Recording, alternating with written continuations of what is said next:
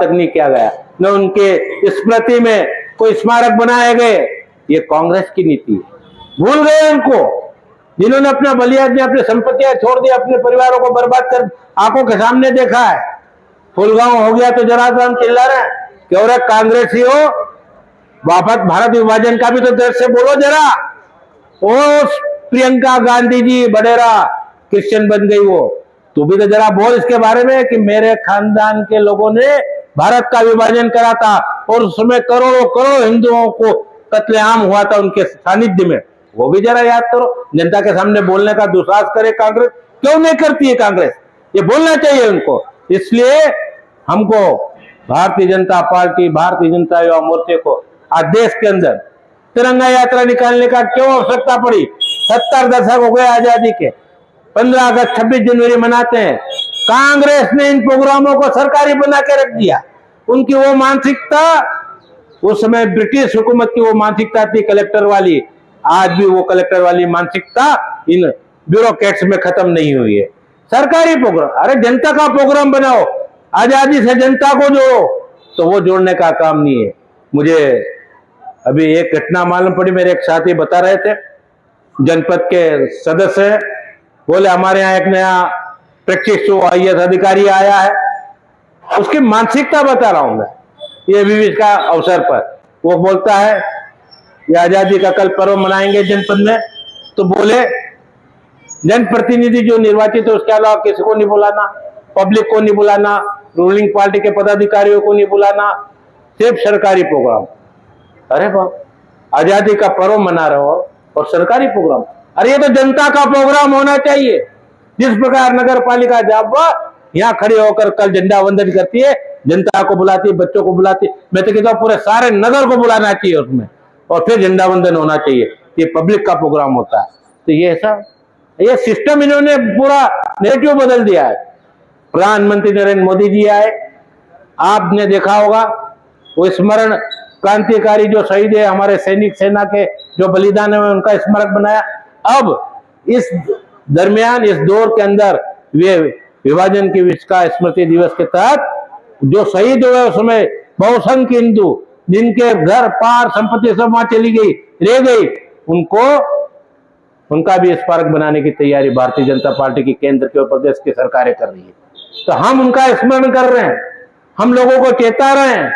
तो हम सांप्रदायिक वो सांप्रदायिकता फैलाए, तुष्टीकरण की नीति पर देश का विभाजन करे, तो बोले हम धर्मनिरपेक्ष। इस अंतर को भी हमको समझना पड़ेगा। ये बहुत बड़ा अंतर है भाई।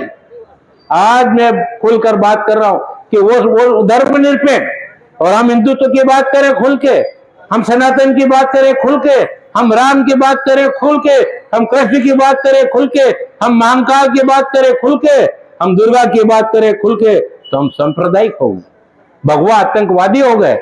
हिंदुस्तान में कब भगवा आतंकवाद हुआ है? परंतु कांग्रेस के इन गद्दारों ने जो तुष्टीकरण की नीति पर चलते हैं, जो इस्लाम प्रस्त है, जो पाकिस्तान प्रस्त है, उन्होंने भगवावाद का नैरेटिव खड़ा करा। और कितना बड़ा षड्यंत्र! देश के प्रधानमंत्री को गिरफ्तार करने की योजना, देश के गृह मंत्री को गिरफ्तार करने की योजना, देश के सर्वोच्च संगठन जो है संघ का राष्ट्रवादी संगठन जो पूरे विश्व में चल रहा है, उनके संरक्षण भागवत जी को भी गिरफ्तार करने की षड्यंत्र चला, योगी जी को गिरफ्तार करने का षड्यंत्र चला। और उसमें कौन आगे थे?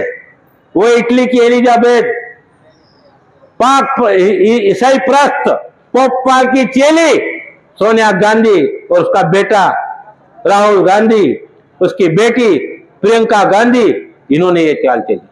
और उनका सहयोगी हमारे यहाँ मध्य प्रदेश का पूर्व मुख्यमंत्री दिग्विजय सिंह, ये सब मिल गए भगवा आतंकवाद। और अभी जब सर्वोच्च न्यायालय बॉम्बे ने पोल खोली तो सब भागते फिरते नजर आ रहे, जवाब देते नहीं बन रहा उनको। और एक मुस्लिम समाज का जो राष्ट्रभक्त था, ATS टीम में वो इंस्पेक्टर था, इसने पोल खोल दी, हमने नहीं खोली, कोई हिंदू संगठन ने नहीं खोली। तो डामोर साहब, मानो जी, ये सब उसने पोल खोली और उनने कहा कि मुझ पर दबाव था, मेरे को सारे साधन दिए गए थे, पैसे दिए गए थे, बोले नागपुर से भागवत जी को गिरफ्तार करके लाओ। मैंने वो अन्यायपूर्ण घटना को क्रियान्वित नहीं किया, तो इस प्रकार ये सब चीजें हिंदुस्तान के अंदर हो रही है, इसलिए हमको आज आवश्यकता पड़ रही है। मैंने पूरे जवाहरनगर को और पूरे जिले को आह्वान किया था कि ये स्मृति दिवस हम मना रहे हैं, ये जिला स्तरीय कार्यक्रम है, पूरे जिले के लोग यहाँ पर आओ, सभी आओ, सभी व्यापारी यहाँ आओ, ये खचाखच भर जाना चाहिए था। पर हमारी राष्ट्रभक्ति कहाँ गई, विलोपित हो गई। राष्ट्रभक्ति कहाँ विलोपित हो गई, राष्ट्र के प्रति हमारा चेतन भाव, जागृत भाव कहाँ विलोपित हो रहा है, ये यहां देखने को मिल रहा है। आ ही नहीं रहे, घरों में बैठे हैं। पड़ोसी क्यों सुखी है, तो इसलिए पड़ोसी दुखी है। वो स्थिति में हम आ गए, पड़ोसी की खुशी भी हम बर्दाश्त नहीं कर पा रहे हैं। इस अवस्था से हिंदू समाज गुजर रहा है। इस अवस्था से मुक्त होकर उसे राष्ट्रभक्ति की गीत भी गुनगुनाना पड़ेंगे, जैसे चंद्रशेखर आजाद ने घुमाए, सुखदेव जी ने, भगत सिंह जी ने, खुदीराम बोस ने, मगन सिंह ढिंगरा ने, इन सब ने, सुभाष चंद्र बोस ने, झांसी की रानी दुर्गावती, इन्होंने जब सारा देशव्रत का काम किया तो हम भी उस भाषा में गुनगुनाना सीखेंगे जब हिंदुस्तान। इसलिए धैर्य पूर्वक आपने सुना, पूरा करीब मैंने सारा विषय ला दिया है, नरेंद्र मोदी जी का भी विषय ला दिया कि हम इसको आगे बढ़ा रहे हैं, हम स्मरण करवा रहे हैं लोगों को।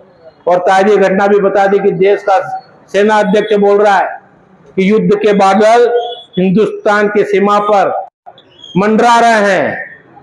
अमेरिका का वो सरफिरा राष्ट्रपति ट्रंप वो पीछे से दम दे रहा है, और वो उसकी भाषा में आकर, जिसको हमने कई बार हराया, युद्धों में परास्त किया, वो पाकिस्तान का पिद्दू सेना अध्यक्ष परमाणु बम की धमकी दे रहा है, युद्ध की धमकी दे रहा है।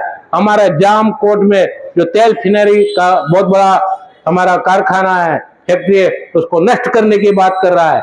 हिंदुस्तान की आवाम की ताकत वो नहीं जान रहा है, हिंदुस्तान की सेना सैन्य शक्ति की ताकत को वो नहीं जान रहा है, हिंदुस्तान के सैनिकों को वो कम आंक रहा है।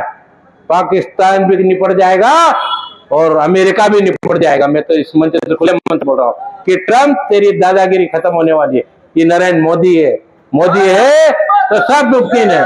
मैं बोलूंगा मोदी है तो आप बोलना मुमकिन है, मोदी है तो, मोदी है तो, मोदी है तो। बहुत बहुत धन्यवाद। भारत माता की जय।